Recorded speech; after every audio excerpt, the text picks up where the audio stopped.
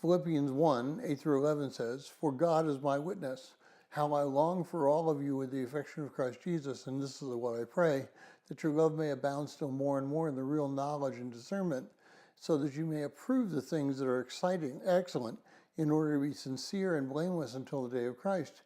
I have been filled with the fruit of righteousness which comes through Christ Jesus, to the glory and praise of God."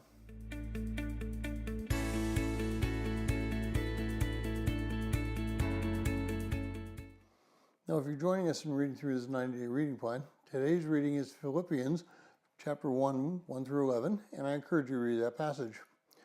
I'd like to reflect for just a moment on what Paul prayed for the Philippian church.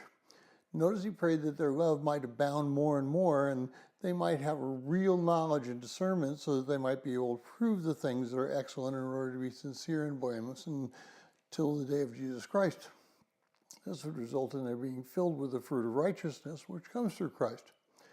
So that the first thing of our life of Christ should reflect a growth in his love. We should love those around us. We should love those strangers. We should love those who seem to be our enemies. And we should love ourselves. Paul uses the word for love that means complete selflessness and self-giving love that comes from God.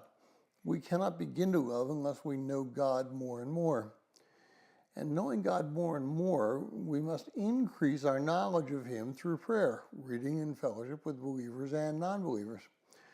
You might wonder why I put non-believers in the mix.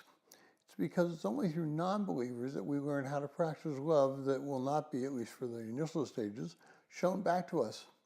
As a matter of fact, it may be just the opposite. They may hate us for loving them.